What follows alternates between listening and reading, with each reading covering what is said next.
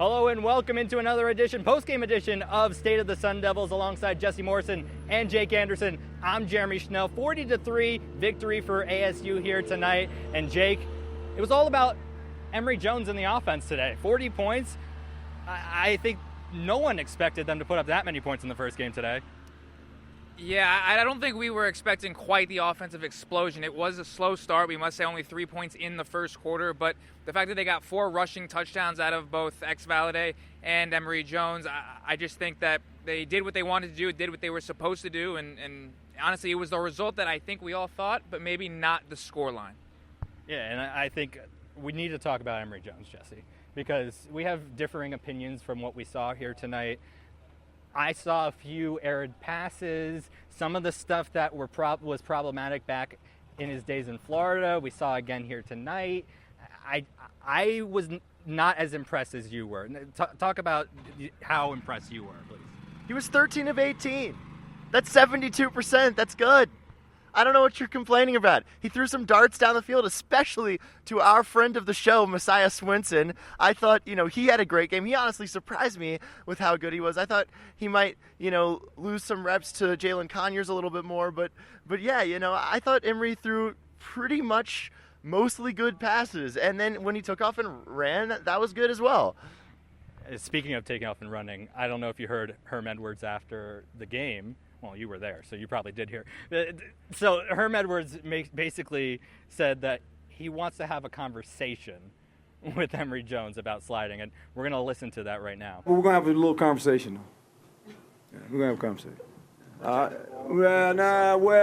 You got to know when the journey's over, right? I'm asking, did he ever play baseball? Because in baseball, you slide. You got to learn how to slide. I don't want him taking hits. It's not worth it. It's not worth it. I mean, that's what I tell every quarterback, knowing the journey's over. Because you got to play the next play. I don't want to have to be walking out there and say, man, you all right? Helmet's all sideways and all that. Just slide, man. Just slide. Just slide. I mean, if he didn't play baseball, I'm going to show him how to slide. I play baseball. I'll show him how to slide. He's got to be careful. I think Herm is spot on there. We'll have to see if Emory's played baseball. Maybe you'll ask him that question later in the week, Jake, as we get closer to next week in Stillwater. Jesse, what do you got? That's my only issue with Emory Jones in the game. Not his throwing. When he ran, which he did well, he kind of got hit a lot, which I don't want to see out of the starting quarterback for Arizona State. I want him to get down and slide or get out of bounds. Yeah, that's my complaint with him, not his passing ability. I thought his passes were great. And one of his throws he missed was not his fault. It was almost a really good play that was going to be a touchdown or close to the end zone in the first half. So, yeah, I mean, my only issue here was his ability he took some hard hits. Yeah. And yeah, when you're getting hit by 230-pound NAU guys, that's one thing. When you're getting hit by 275-pound Oklahoma State players, that's a whole different thing. Some of the things that I saw from him last year at Florida showed up again here tonight. It was the decision-making. It was some of the passes over the middle of the field. It was also it was like behind. Some of the passes were behind the receivers. Granted, the receivers made some good plays on those balls, but I want to see him against good, solid competition, and we're going to get that next week, and I'll be able to make more of just observation on what we're going to see from Emory Jones this season, Jake. I mean, yeah, if we want to get nitpicky with it, there were some things maybe on the long ball where he just had it trail a receiver. So instead of a touchdown, it's an incomplete pass. If we want to get super nitpicky, yes, there are some things he can definitely improve on, which he did mention post-game. But yeah, the biggest takeaway, I think, is the difference between him and Jaden Daniels is Jaden had what I call happy feet, where he didn't like to get hit, would immediately bail out of the pocket and just try to create a play with his legs, where we saw tonight Emory was a lot more poised in the pocket. He was very calm, as Herm Edwards said, and he really delivered on his balls. And I think, again, 13 for 18, yeah. 72% completion percentage. There's a lot of pop, a lot of zip on it. I just think he's the same style quarterback. We saw the opening 2 plays were passes and one was on the run, and it was a great throw. I just think it's something that if you look at this ASU team from last year, this is a Jaden Daniels type quarterback, but this is a much better quarterback. Yeah, and to your point about him holding on to the ball and not getting happy feet, we did see that at the end of the first half a little bit with the fumble, but I wouldn't I would say that's his only blemish on the night was the strip sack fumble. Yeah, and I agree with that. But it wasn't 100% his fault. The blocking didn't. And in the situation of the game, you're trying to stretch the ball. There was less than a minute left. I mean, that was the only way NAU even scored. Other than that, it's a shutout. Yeah, and Jesse, you even talked about that before the game when we talked about it on the field, how NAU was if the NAU was gonna stay in this game and maybe pull off an upset, it was gonna be on turnovers. Yeah, and they only turned it over once, and nothing really came from it other than a field goal. So, the ASU did well with that. And, to wrap this up on Emory Jones, I just wanted to say, again, if we're going to take anything away from this or whatever, it's nitpicky, even the positive stuff, because, it's NAU. I don't think they're very good. Sorry, Lumberjack fans. They're an FCS program. Next week's the real test. We'll figure out what this team is next week. Yeah, let's move on to the running backs and tight ends. Jesse had been wanting to talk about our friend of the program, Messiah Swinson, since we got out here tonight. But we'll start with the running backs because that's what I thought was most interesting. And the thing that worked the best tonight besides the defensive front were the two running backs, Xavier Valladay and Daniel Ngata. Herm even said after the game that he told Ngata, presumably he was talking about Ngata here, that he was running into guys instead of making the eighth guy miss. I think he was talking about X because he said I was talking to number one. Oh, he said he was talking to number one? That was X. So he was talking about Xavier Valladay, or X as we call him. He was talking about how X maybe wasn't making that eighth guy miss because they got 7 guys to block, and he's got to make that eighth guy miss if he wants to get to the end zone. We saw that in the second half on I believe, the first drive when he scored that touchdown. Yeah, that 27 yards, and he basically walked in. I mean, that's a huge run to be able to just go practically untouched and into the corner of the end zone. And I think on his first touchdown, something that may have gone unmissed is the fact that there were 6 offensive linemen plus Case Hatch in that play. So I don't really know how you're expecting to block that when you have so many guys in a brigade basically just moving and mowing guys down, and he walked right into the end zone on that one too. So the running game was astounding tonight. They did everything that they wanted to do, 267 yards on the ground, and we know that we're going to see that out of a Herm Edwards offense, and if you can get that many yards on the ground, you're most likely going to win the game. I just fell in love with this running game tonight. 267 yards, as Jake mentioned. All the rushers pretty much looked good. You even had Tevin White coming in at the end, breaking off some big ones. They did a reverse play with Charles Hall, a wide receiver, that looked good. 20+ yards as well, too, right? Yeah, I believe so. Ngata looked great. Obviously, Valladay looked great. And Emory Jones, if he can learn how to slide or get out of bounds, he looked great. So, yeah. Again, they did exactly what I wanted them to do in the previous podcast that we have done going into the season. We're struggling with the lawnmower behind us. Great field tonight. Great field. Yeah, absolutely. We'll talk about the field at a later date. They did it in the grass. It looked great. They did it on the grass, as Herm would say.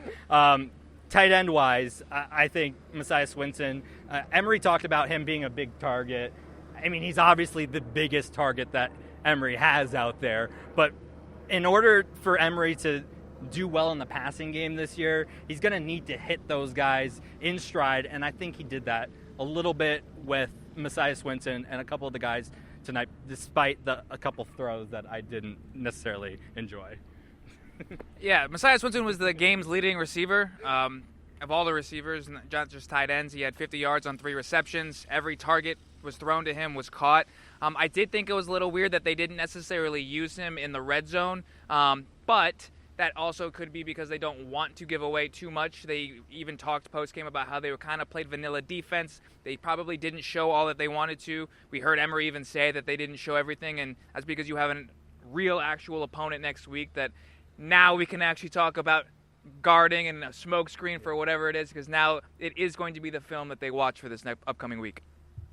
Yeah, this was like a preseason NFL game, kind of. I don't think ASU was going to do anything groundbreaking or pull out any stops that they're going to pull out the rest of the season. I thought this was kind of a warm-up game for them. We'll see more of what they're going to do next week. But going back to the tight end thing, again, Messiah, he looked great out there. He's such a big target. The more games he puts together like this, That guy's headed for the league at 6'8", 255. There's no way NFL teams don't look at that guy. And you saw your football team, pick up a ASU tight end last year too, Jesse. Correct. The now Commanders. They have Curtis Hodges, and he made the roster. All right, that's enough. Jesse's always wanted to talk about the football team. They're the Commanders now. That's the name. The football team. The football team. Let's talk about the defense a little bit. Only gave up 3 points, and they're kind of like the backstory to tonight because we've been waiting to see what this offense was going to do. But 2 interceptions, one by Soley and another one by Chris Edmonds. On a tip drill after DJ Taylor on defense. Yeah, that was great because it hit off of someone's foot. I think the receiver's foot popped up in the air. It was perfect. Unfortunately for ASU, that interception went back for a touchdown but was called back because of a holding penalty. But anyway, 2 turnovers. Herm talked about it. He wants to see 2 turnovers from his defense every week. And I think if they continue to play like they did tonight and stop the run and play lockdown coverage, I think they'll be fine next week against Oklahoma State, which we were worried about, to be honest. Yeah, I think that kind of is what got lost in everything, is the fact that the defense isn't being talked about because of how well the offense did, but the defense only allowed 120 yards. I think NAU from the start knew how good ASU's defensive line is. They did not even allow their quarterback, RJ Martinez, to have a second to throw the ball downfield. Everything was quick. ASU didn't get any sacks, but the defensive line blew the line up, whether it was in the pass game or the run game. And this is going to be the focal point of this defense, is the front seven. Remember, they were the best defense in the Pac-12 last year, number 13 in the entire country in terms of yards allowed per game. So, 120 yards in a ball game, you only allowed 7 first downs and make them punt 6 times, 2 turnovers. That's a recipe for a win. Yeah. Also, for defense, I know I talked about the penalty that called back the touchdown, but we didn't see as many penalties as we did last year, Jesse. 4 penalties overall in this game for ASU. I think for like 35 yards. That is so encouraging for this team because last year, even in games like this against teams like NAU, they were struggling. I believe it was Southern Utah that they struggled penalty-wise against. So yeah, that was a huge encouragement. And, maybe it's just the guys that are new here that are bringing in a new culture of where there is not those procedural penalties that you saw. I think we saw like 1, maybe 2 procedural penalties in the game. So, yeah, I was really impressed with that. And going back to the defense, I don't have too many takeaways. The turnovers were nice, but again, it's NAU. I just don't know what to say about a performance against that offense. I didn't see too many playmakers out there for NAU. Again, I apologize to all the loyal Lumberjack listeners that are fans that listen to our podcast. Great crowd for the Lumberjacks tonight. They even brought their band. It was really nice. Yeah, their band had maybe 25 in it. It was great. No, they had a good crowd too. It was good to see the Lumberjack fans out here. But we're talking about ASU here tonight, guys. Before we get going, I have a surprise for both of you. Oh no! Oh boy! I read an article of Jake's this week. Woo! Wow! Which one? I read the breakdown of position groups. Okay. Wow! And this shows you that I got to the end. Oh, I know you're gonna. In the kicker section. If you have 2 kickers, you have none, Jake said. I did. Perfect line from Jake Anderson. To my surprise, I actually thought it was going to be Jace Feely, but tonight it was Carter Brown. He punted at the end of the game.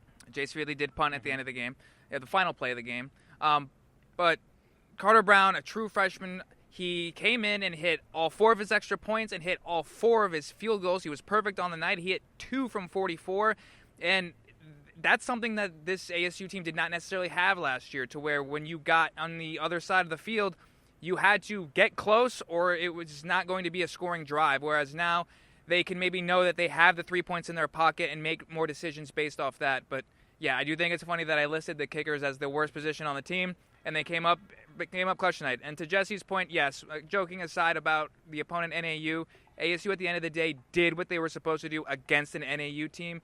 They probably should have won the game 40-0 for all we know. So it was a great team performance. And now the real test is next week at OK State. You proud of me? I'm very proud of you for reading, Jeremy. I'm glad you took the time out to read an article. It's one of the 5 Proof that to him that I got to the end too. Yeah, I'm glad. I'm glad. It's one of the 5 to 10 you've read in your entire life. So I appreciate that. But going to the kicker thing, I'm excited about the kickers because you've got Carter Brown out there, and you saw in the previous seasons with ASU the past couple of years they couldn't hit from 30 plus. This guy's out here booming 40-yarders as a true freshman. Loved it. Yeah, absolutely. I think that's a great note to end on, guys. ASU winning this one 40-3 against NAU, and like Jesse said, the big test, and Jake said this as well, the big test is next week against Oklahoma State in Stillwater. That'll do it for another edition of State of the Sun Devils. For Jesse Morrison and Jake Anderson, I'm Jeremy Schnell. Have a good night. Valladay with room up the far sideline. He's off to the races, to the 10, to the 5. Touchdown Devils.